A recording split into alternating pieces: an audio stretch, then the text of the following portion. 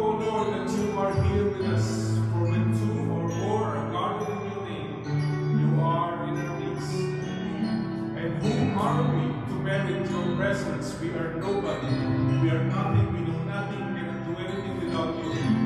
We are fully dependent on your love, your mercy, your compassion to each and every one of us. Panginoon, wala po kami may pagpapalaki sa iyo, O Lord. Ang aming buong buhay, ang aming tatanggapin ay lahat ng mula sa iyo, Panginoon. At wala nang iba. Kaya po nandito kami, Panginoon, nananalangin, naninigluhod sa iyo, Panginoon.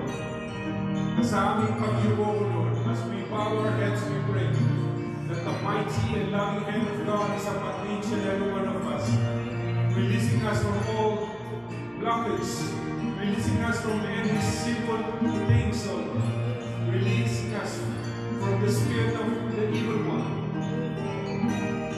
And as we submit everything to your will, we pray that the power of the Holy Spirit will come upon each and every one of us, Panginoon. Umaasa kami, Panginoon, na binabalot mo kami ng iyong banal na Espiritu, O Lord. And we cast away all evil spirit from this place, Panginoon. At nawa, O Lord, ang buong bulwagan na ito, ang bawat isa, Panginoon, ay bukas natatanggap ng biyaya, pagpapalang, siksik, libig ng upapang, Panginoon, sa bawat isa ay buwi, daladala ang biyaya, pagpapalang. In all of this we pray, and the power of the Holy Spirit, we thank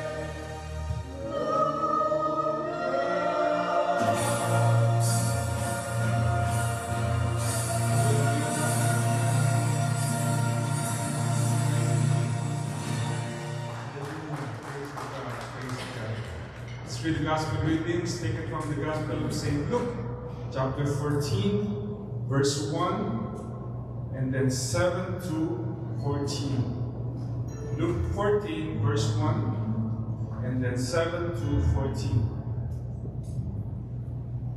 On a Sabbath, he went to dine at the house of one of the leading Pharisees, and the people there were observing him carefully. Verse 7, he told a parable to those who had been invited, noticing how they were choosing the places of honor at the table. When you are invited by someone to a wedding banquet, do not recline at the table in the place of honor, a more distinguished guest, that you may have been invited by him. And the host who invited both of you may approach you and say, give your place to this man. Then you would proceed with embarrassment to take the lowest place. Rather, when you are invited, go to the lowest place, so that when the host comes to you, he may say, my friend, move up to a higher position. Then you will enjoy the esteem of your companions at the table. For everyone who exalts himself will be humbled, but the one who humbles himself will be exalted. Then he said to the host who invited him, when you hold a lunch or dinner, do not invite your friends or your brothers or your relatives and your wealthy neighbors, in case they may invite you back and you have repayment. Rather, when you hold a banquet, invite the poor, the crippled, the lame, the blind. Blessed indeed will you be because of their inability to repay you, for you will be repaid at the resurrection of the righteous. Brothers and sisters, the Gospel of the Lord.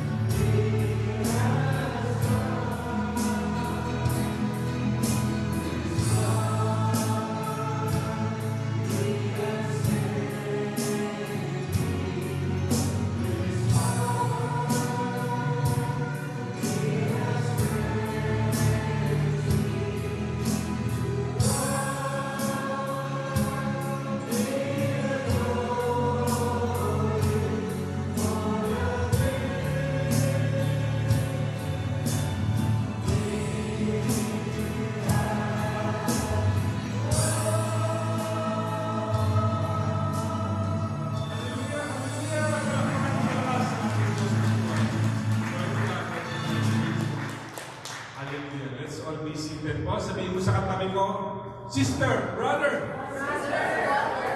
happy anniversary. Nasa anniversary pa tayo. Hallelujah. Anong pinagpupulungan niyo dyan, ha? Itong si Liana, akala ko nalamitan na ako kanina. Nakaganon pa, inaabot yung kamay niya. Paghawak ko, ano pong sabi sa akin? Wait.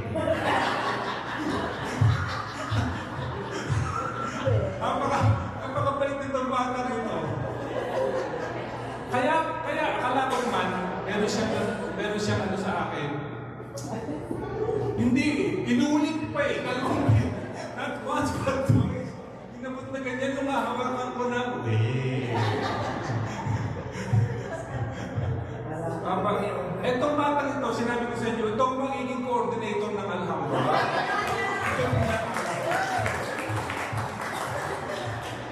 Nung nasa pumbunan pa ito, nandito na eh. Nauna sa ating lahat ito eh. Hallelujah, pagpala ng ating Panginoon. Hindi ako makapag-ano kasi ang daming blessed na blessed sa sharing, di ba? Pero hindi naaalala ko, yung anniversary po is something else. Kinikilabutan kaming lahat dahil yung araw na yon talagang pinagpala ng Panginoon. Dahil po, wala pong isa sa atin ang gumawa ng kundi Diyos lang. Dahil wala tayong kakayanan, maging napakaganda ng anniversary. I've been through a lot of anniversaries, pero lahat naman ay blessed na blessed, pero ito po yung super blessed. Talaga ang lahat ng tao,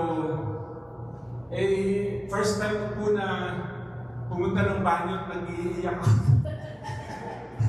Hindi ko mapigilan yung sarili ko sa kabutihan ng Diyos. And that's exactly what our message is today. Anong message natin ngayon? Wala nyo. Nag-start sa letter H. Humility. Exactly. Sinabi na kanina sa text yan. Humility. Sabihin mo sa katabi mo, humility. Ano ba yung humility na yan? Ano ba yan?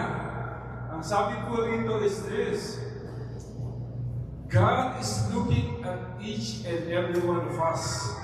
Sabi dito is, on verse 7, when He noticed how the guests picked the places of honor. Kayo ba mahilig ba kayo sa ganito? Pag kayo naiimbita, gusto nyo doon kayo sa presidential table. Pag in-reverse, kahit naninang kami, ayaw namin dyan sa presidential table. Wala niyo kung bakit. Hindi kami makakain. Hindi kami makakain ng maayos, pinapanood ka, magkano kayang binibigay. Gusto namin sa likod. Sa likod kasi, sinoli kasi ano ba ito? BTS. Sa likod gusto namin, especially mga disciple, gusto namin sa likod lang. Kasi may BTF. Ano yung BTF? Ano siya? Behind the scene. BTS. Oh.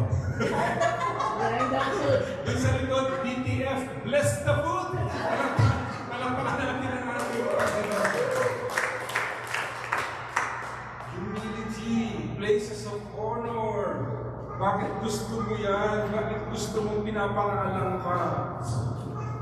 God is saying to each one of us na all of this, lahat ng meron ka, lahat tinanggap mo, lahat ng mawawala sa iyo, lahat yan ay galing sa Panginoon. Hindi ka pwedeng mawalan kung hindi ka unang tumanggap. Amen? Una-muna, tatanggap ka muna bago mo masabing nawalan ka. Hindi ka pwedeng mawalan ng hindi tumanggap. Amen? Nauna yung pagbibigay ng Diyos. Nauna yung pagtanggap mo. At ang sabi ko po is, ang lahat ng tao ay hindi tumatanggi sa biyaya. Kayo ba tumanggi na sa biyaya ng Panginoon? Sinabi niyo po pag-isip niyo, Lord, hindi ko tatanggapin ang biyaya mo ngayon. Maghanap ka ng sarili mong hangin. Kasi walang tumatanggi sa biyaya ng Diyos. Amen po? And so, now that we realize, ano ba nga? 88, ano ba? 66. Ang daming may birthday. Dahil ilan na po taon kayo? Sa hula niyo lang, yung wild guess. No, hindi alam. Hindi na niya alam. Kayo po ay 87. Si nanay po ay 88. And truly, all of these things ay may pinanggalingan.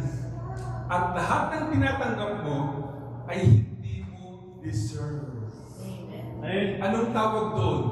Pag tumatanggap ka ng hindi mo pinaghirapan, yun ay grasya. Grace is God's gift to each one of us that we do not deserve.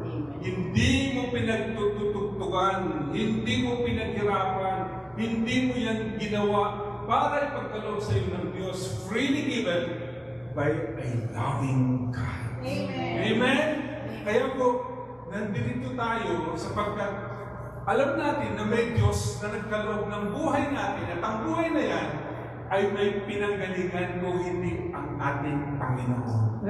That's why you cannot be prideful. Hindi tayo pwede magmalaki dahil ang ating lahat ng ginawa ay kalooban lang ng ating Panginoon. Amen? Kaya po when you say places of honor,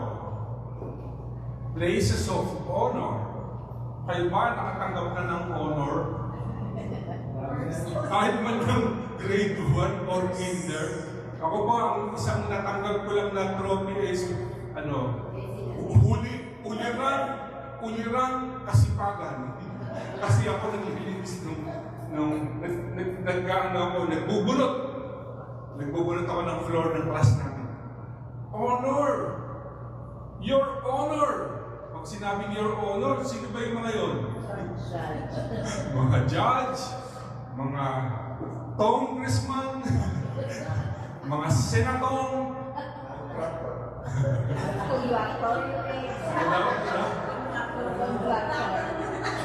contractor. Ngayon, uso-uso yan. No? Parang, pag pinag-uusapan, parang nagugulat sila. Nagugulat sila sa mga pangyayari. Nung bata pa akong maliit, sumulusong na kami sa baha doon sa obrero. Babari obrero. Doon kami sa taas, burol yun. Pagbaba mo, nandun na yung baha. Maliit pa kami, sinusuong na namin yung baha na yan. At ngayon, nagugulat sila, bakit nagbabaha? Eh, ang laki na ang ginastos ng gobyerno sa mga baha na yan. Amen? Para silang nagugulat sa mga pangyayari. Noong araw daw, pag may project, ang ginagamit ay tongpats. Ano ba yung tongpats? Tongpats, patong. May project, papatungan ng kickback. So, if it's 100 million project, gagawin ng mga senator at congressman is gagawin 150, 120, 130. Yun yung tongpats, patong. Ngayon po, iba na. Kasi upgraded na. Hindi na pwede yung tongpats na yun. Ngayon, gumagawa ng project pero walang ginagawa. Aprobado mula umpisa hanggang sa huli. Project finished. Pero walang project. Ang gagaling. Ha? Ang gagaling. Meron po isang kontratista. Ganito po, mahigit 4 na po ang sasakyan. Pag bumili siya ng isa, gusto niya ibang kulay, 2, 3. Pare-pareho iba-ibang kulay. Nakakuha po siya at nagustuhan niya bumili ng payong. Payong. Kayo ba pag bumili ng payong?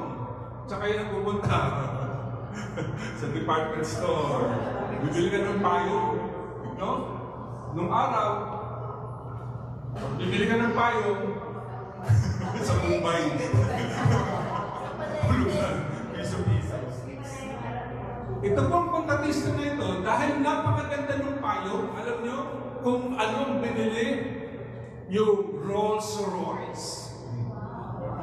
Dahil yung Rolls Royce ay merong payong dun sa pintuan. Gusto niya bumili ng payong, pero nakadikit dun sa Rolls Royce. Tinignan ko kung magkano yung Rolls Royce. $500,000 to $1 million. Eh pag nag-import ka mula dito, papuntang Pilipinas, tumudoble yun. $500,000 times 50 is 25 million. Times 2.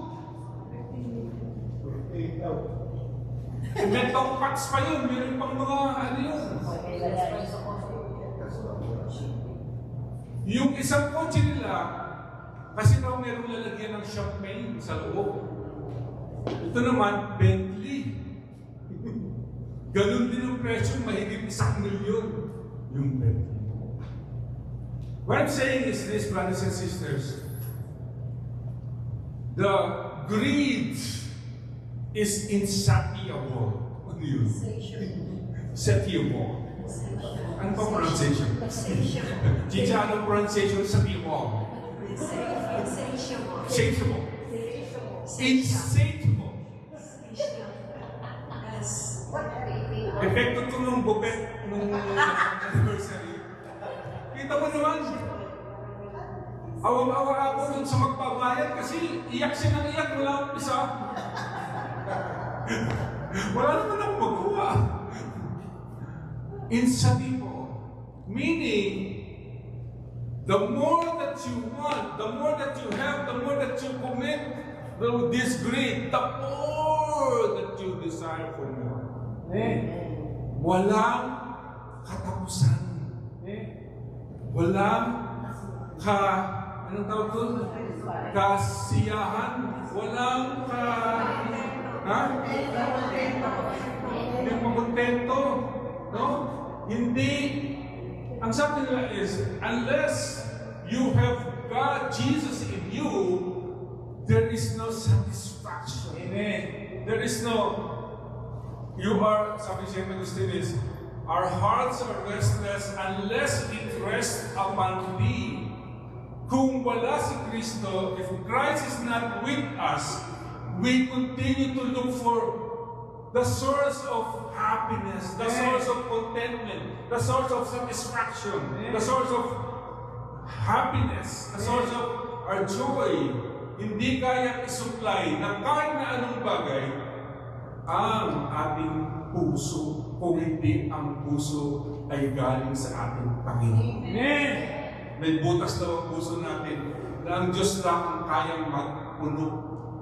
Unless God does not fill up that hole, hindi butas yan. Walang paglalagyan. Hindi ka makatapos, hindi ka masasatisfied. No? Kaya po, ang sabi ng Pangulo, BBM, mahiya naman kayo. Because he knew what's going on. Kung paano magnakaw sa gobyerno. And he is included there. Tayo rin. Mahiya naman tayo rin. Yeah. Lahat ito para sa ating lahat. Yeah. It's a reminder for each one of us to relinquish our greed and worship our God. Ang pagpupuri, paglilingkod, pagbibigay, puri sa ating Diyos, yun ang dapat natin ginagawa. No? Mahiya naman tayong lahat. Amen? Sabi nila, people have become hubris. Ano yung hubris? Excessive pride. Napakayabang. Napakalakas ng loob. Brazenness. Brazenness means you're doing something that you do not care if people look at you. Hindi mo na iniintindi, wala ka ng pakialam. Tinatanong yung kontraktor, paano kayo yumaman ng ganito? Billion-billion ang pera nyo. Nagsimula yan nung kami ay nagkaroon ng kontrata sa DPWH. DPWH. And then, nagbabaha, nagbubuho yung merong ginawang tulay. No? Wala pang isang buwan yata, bumagsak na eh. Ilang taong ginawa yung tulay na yun? Isang buwan lang, bumagsak na. Dahil sa, anong tawag doon? Ang trabaho, yung kontrata na,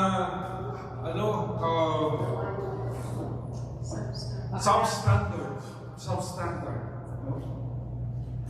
So, the Lord is saying to us, unless we humble ourselves, magpakumbaba ka. Ayun ang sabi ng ating binasa. No? Last Sunday Gospel, it's the same thing. It says on Luke 12:23, Lord, are only a few people going to be saved? Sa Tagalog po, ang nagtatanong sa kanya is ganito, Lord, kami lang ba ang maliligtas? Kayamanan, pride, no? Halimbawa, tanungin mo yung katabi mo, kayo ba saved na? Sino ba yung masasave dito? Alam. Tanungin mo yung katabi mo, saved ka na ba? Are you saved? Baka puro pagola yung na-save natin.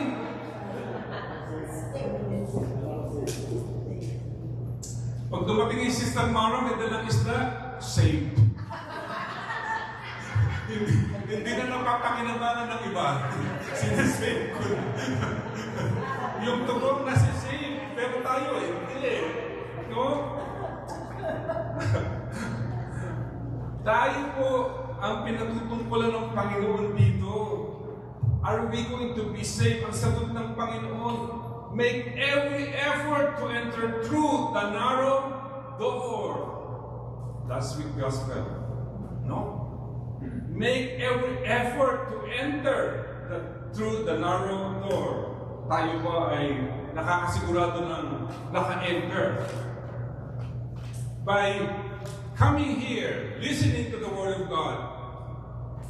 Ito ba yung masasabi natin na we entered to that narrow door?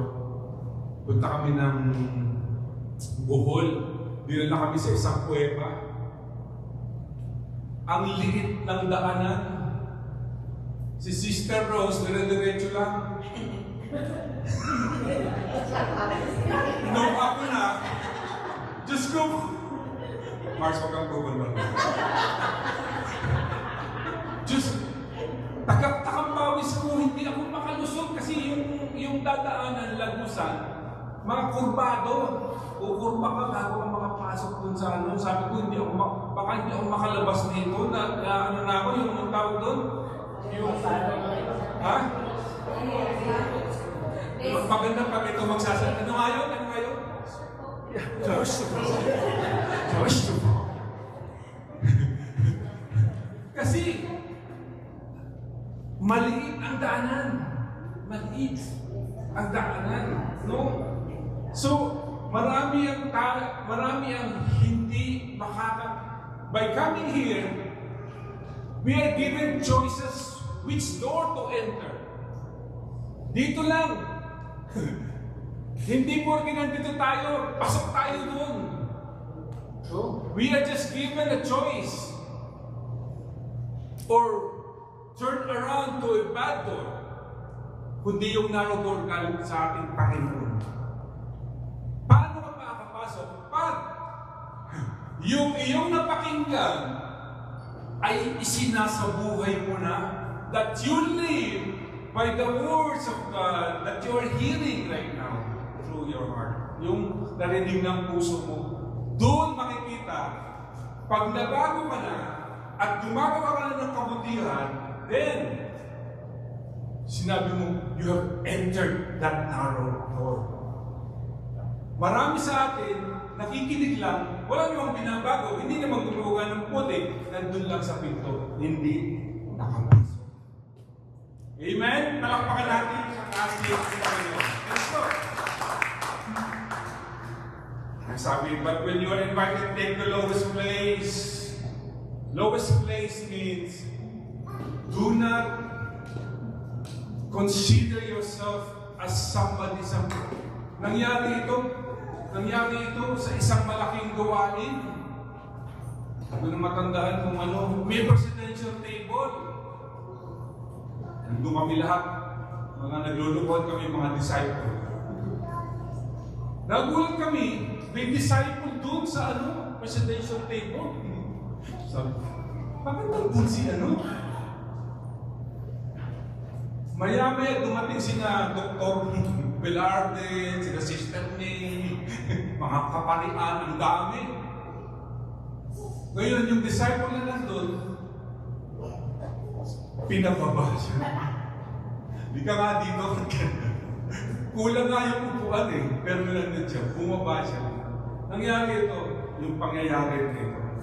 And so, pag tayo ay mayroong presensya ng Diyos, kahit kailan hindi tayo pwedeng magyabang. Ang tao nagyayabang, nagmamalaki, no?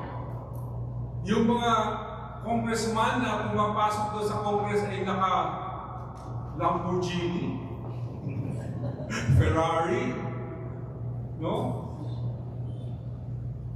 Ay, ibig sabihin, pag nagyayabang ka, walang ang presensya ng Diyos sa iyo. Dahil somebody who has the presence of God with you, hindi mo kayang magkaganon. Prosperity is not bad, but flaunting it, showing it to the world that you have this, and you have that, is bad. God did not give you blessings for yourself alone. Dapat yan ay, ano gagawin? Share. Tama, palakpakan natin at natin sa inyo. So, finally, alam niyo naman, kaya ako nilalagay dito para madali tayong matapos.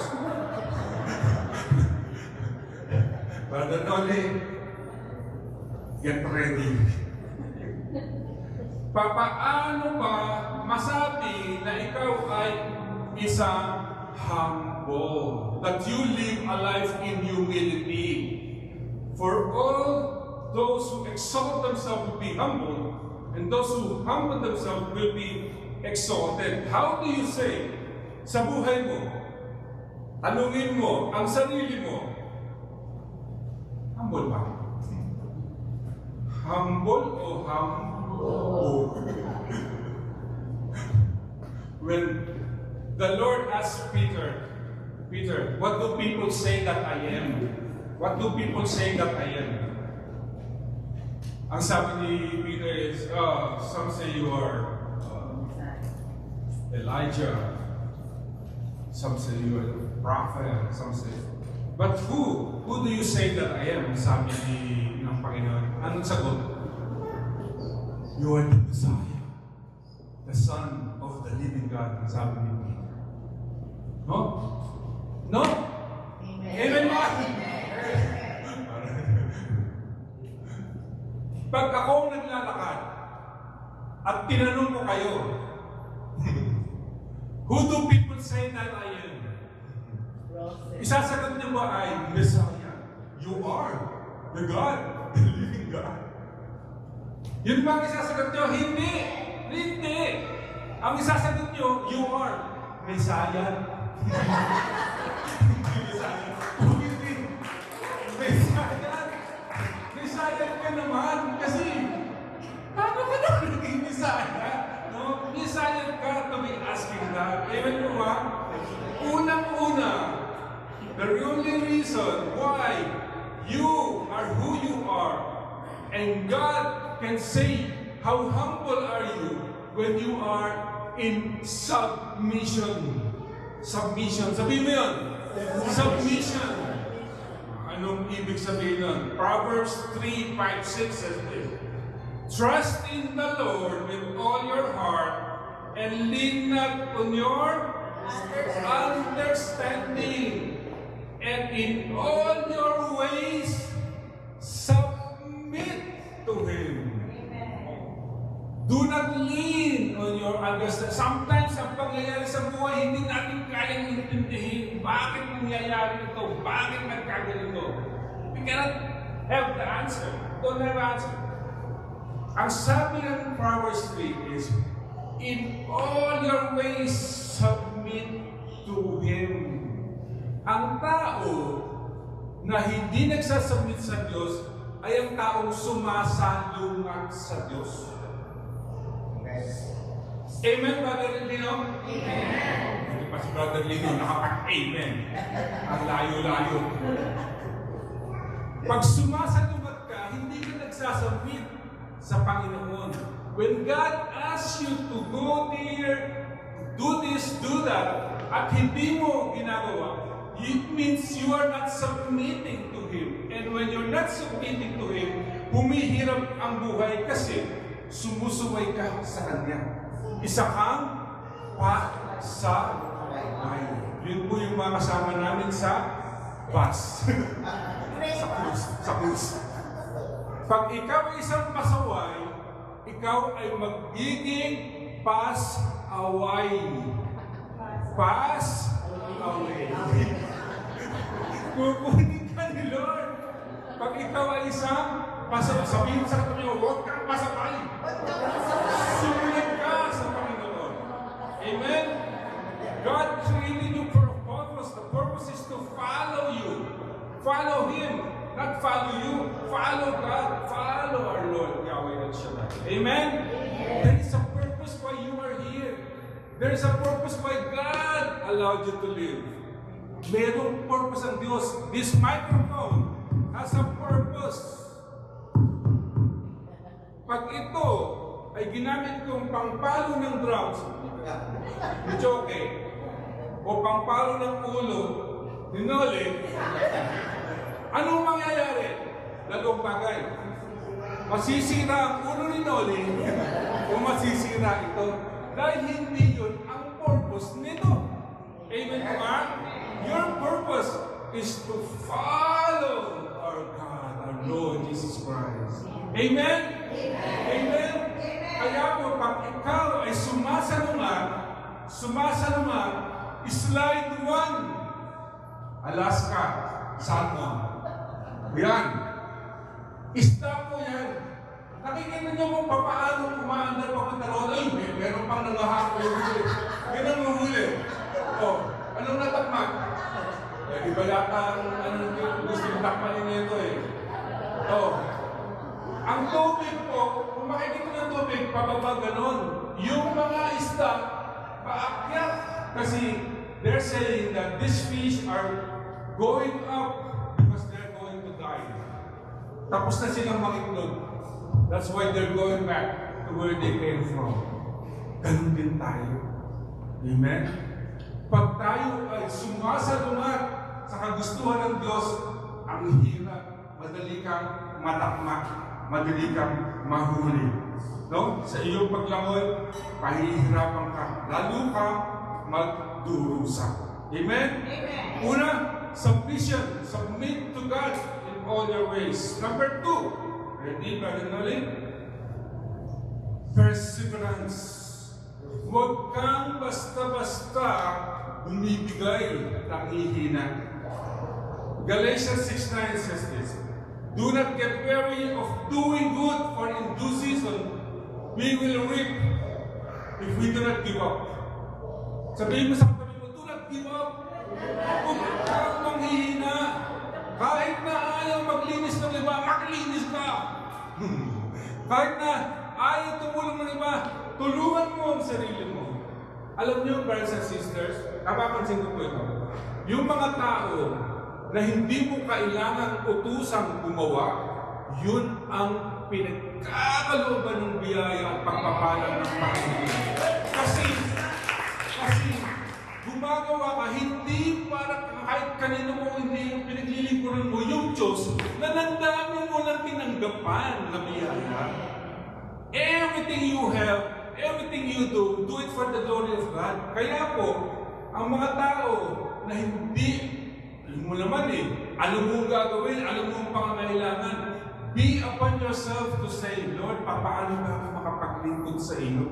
That's humility. Ang taong hindi marunong maglingkod sa Diyos ay taong hindi tumatanggap ng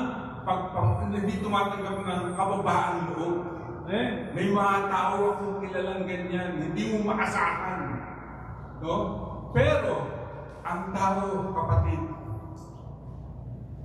nakita niyo naman mula umpisa ng anniversary, anong oras na nandito? Bago pa yun. Before that, nag-prepare na, naglinis na, nagmamap na. Ako, wala akong ginawa. Kaya ako ang pinatatamaan ng talk na ito. Wala akong naitulong kahit ano. Panalangin. Sapagkat ako nagpunta sa gawain at pinalangin, nag-imbita ng mga taong dumalo.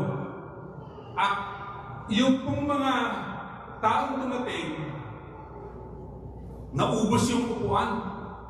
Ubos lahat. Naglabas pa yata hanggang yung wala ng balot, di ba? Ilan yung may balot? 200 plus, no? 180 yung balot. Tapos may mga nakatayo pa, may mga nandito pa.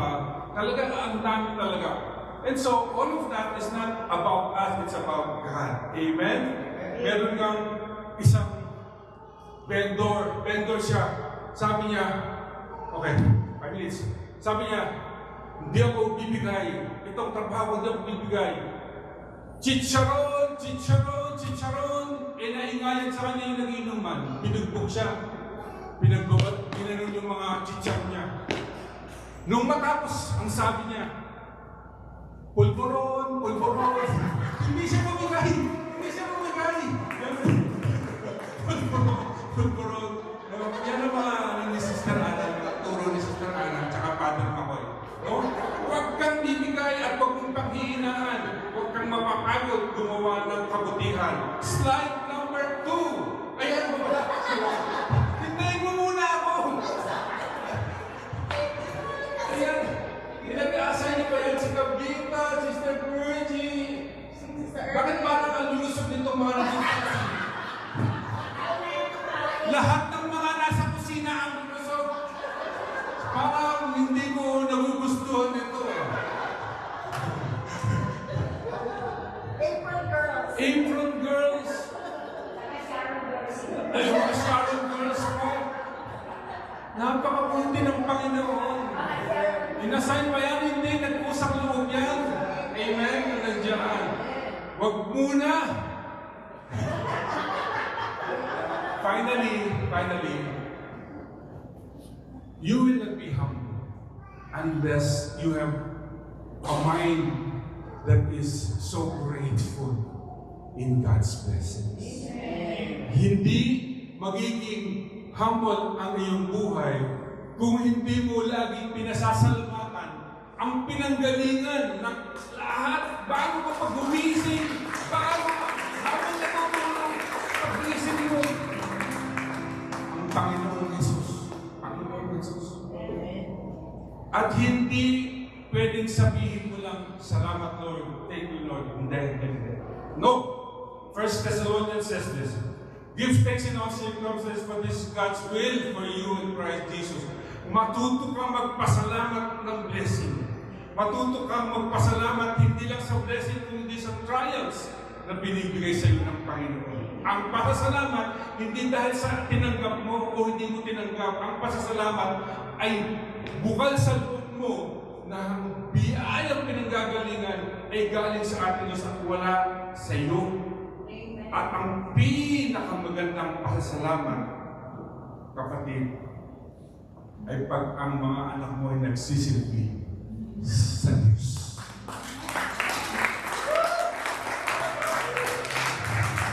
Ito ang pasasalamat. Pakpay-akpay pa kay Madam. Kami nga, hindi kami makakabay dyan eh.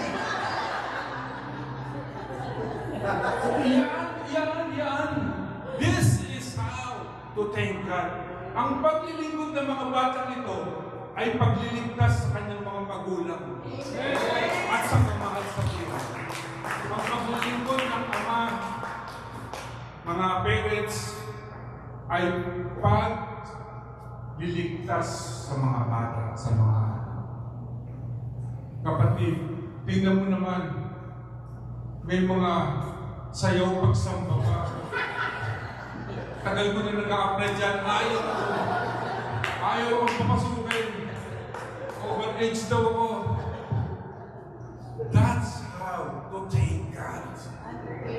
That's how to give back God. I should not be here. Wala na si Brother Gary, pero nandito pa rin. And that's because merong Diyos. Merong Diyos. Brother John,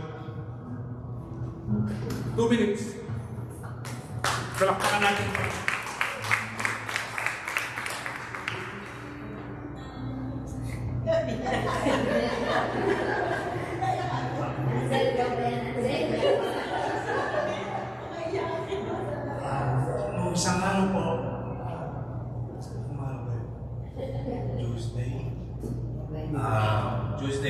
nais ako ni Brother Gary kung pwede daw akong magsalita kahit 1-2 minuto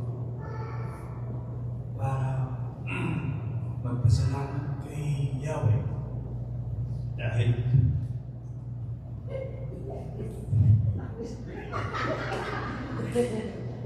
sa mga anak ko na nagsisipin kay Lord. Amen. May kwento lang po kasi nung bata ako, sige dati lang ako mas bata ako, hindi ko nagawa yung mga kasi bagay na magsilbi kay Lord na hindi pinipilit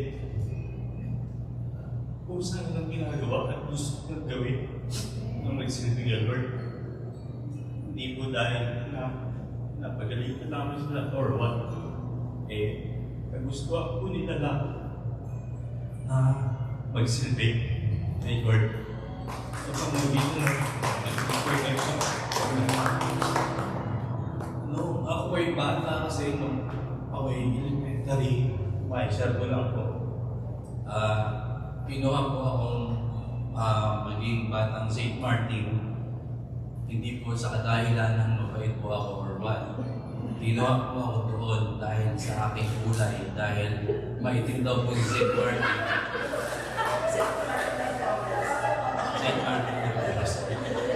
Ako po yung kinuhang bata na gumalang daw bilang St. Martin. Kumain ako. Kumain naman po ako. Tapos po, naging sakristan din po ako. Hindi ibig sabihin po yung kagustuhan ko. Kagustuhan ko na rin po, pero hindi po yung aking hangarin. Sa barkada lang po, kasi yung mga barkada po sumama sa pagiging sakristan. Sabi ko, ako na rin po kasi gusto ko rin po magsuot ng sutana. Tsaka gusto ko makabuhat ng cross na nakahoy. Kaya po ako sumali. Yun po, yung ano lang po yun, ng mga high school na po ako. Meron din po pagkakataon na umate po ako ng Lubina. Immaculata Concepcion. Kasama rin po yung mga barkada. Hindi po sa kadahilan ng gusto ko magpuri kay Mama Mary. Hindi po buo, ibig sabihin. Kundi meron din po kasi mga taga-Holy Spirit. Pero ngayon po, yun nga po, nagpapasalamat po talaga ako kay Lord dahil ito po mga batang to, although mga lalaki. Sila po yung nag-i-inspire sa akin.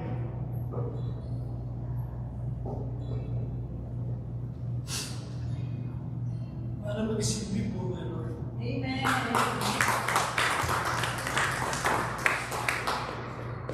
Sinusubukan ko na po magbago rin. Una-una po, ang isang maling katamihan sa akin ay naging mayabang o masyadong mataas ng pride. Pero sa akin po, tuwing may naabutan, naiinsan,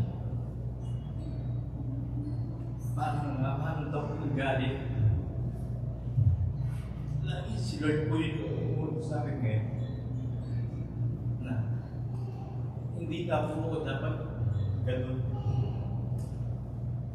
Dahil sa mga anak ko, wala po akong nakita naging ganun ang ugali. Mayabang, mataas, or what. Napakababay ko lang. Kahit minsan po na-misjudge ko sila, pero anak ko yun.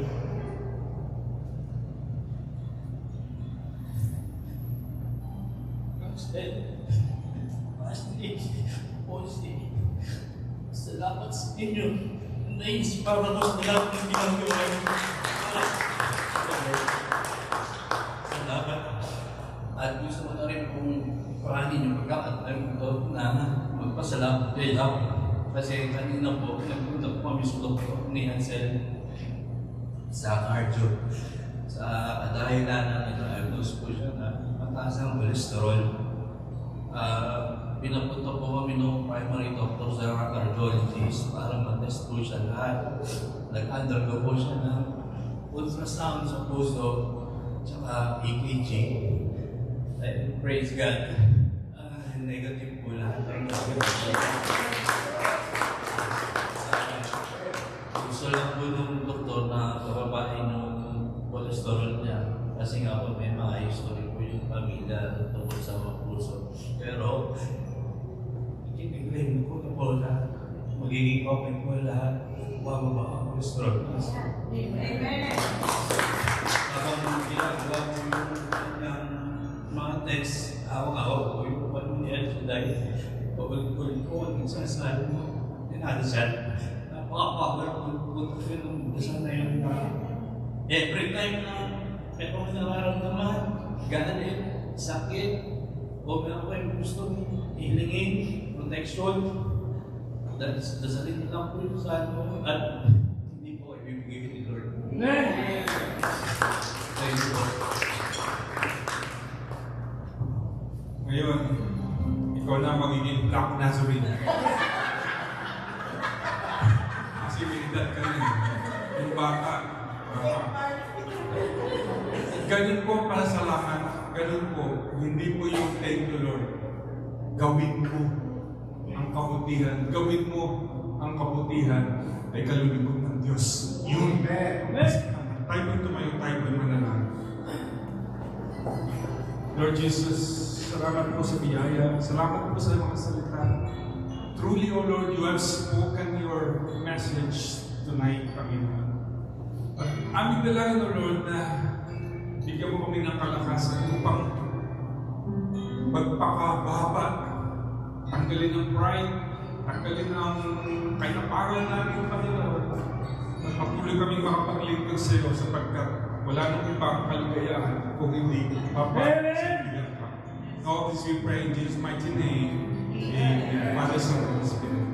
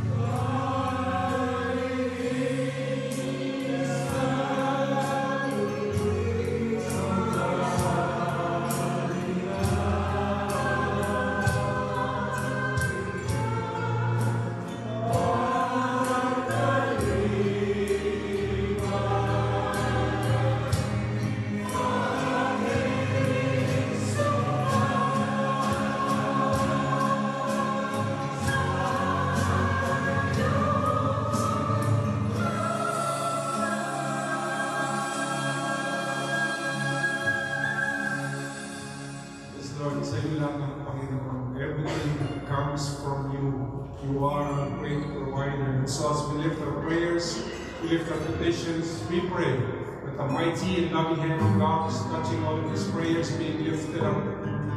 Ikaw, Panginoon, ang Diyos na nagkakaloob ng lahat ng biyaya at alam mo na batid ang lahat ng laman ng mga panalangin na aming pinataas. Lord, the Amen Sinai, mas naman po ang mga panalangin na ito, Lord. And we believe, O Lord, if it is according to your will, according to your time and promise, and your love for one another, Panginoon, pagkakaloob po ng biyaya na aming po pinapanalangin sa mga sandali. Kalakasan sa mga nagihina, kagalingan sa mga may karamdaman ng pagkaloob, Panginoon, bigyan ng kalakasan, kalusugan, kaluwalhatian ng bawat isa. In all of this we pray, and the power of the Holy Spirit, and we say, everyone say, Amen. Let's give thanks to God.